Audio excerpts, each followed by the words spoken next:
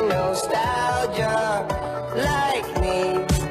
I wanna know, darling, am I dying?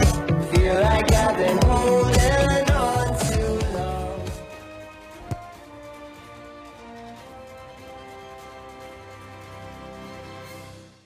La saison dernière, Clermont et surtout La Rochelle planaient sur la phase régulière, mais les temps ont bien changé. Les Maritimes se rendent à Marcel Michelin pour tenter de rentrer dans le wagon des phases finales. Les Jaunards, eux, veulent simplement rayer une spirale infernale de 6 défaites d'affilée en top 14. Un seul mot d'ordre pour les Auvergnats, gagner. Et ils s'y attellent dès le début de match. Les Rochelais sont pris à froid et doivent essuyer les vagues jaunes et bleues à l'image de cette charge à pleine vitesse de Judicael Cancorier qui vise la zone du 10.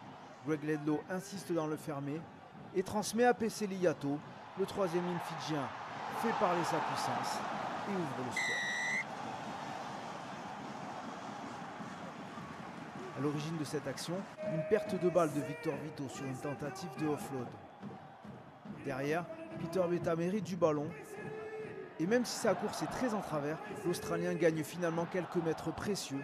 Et il parvient à transmettre juste avant d'être envoyé en touche par Arthur Retière, de retour à la compétition après 7 mois d'absence.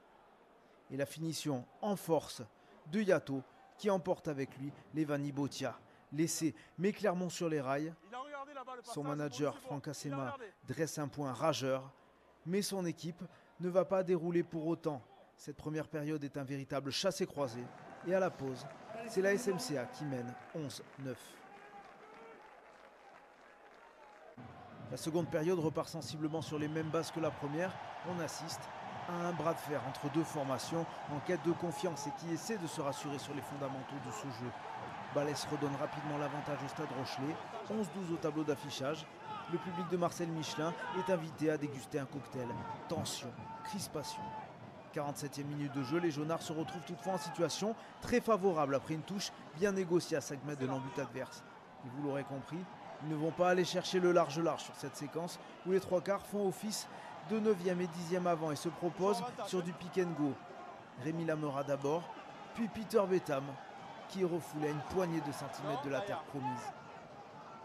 Les Auvergnats sont sous le coup d'un avantage, mais pas question pour eux de chercher autre chose que l'essai sur cette séquence interminable. Ledlow fait mine de vouloir éjecter, mais c'est Arthur Ituria qui ramasse le ballon et met fin à la terrible bataille. Un essai ô combien important pour Clermont dans ce contexte un peu morose et justement salué par tous ses partenaires.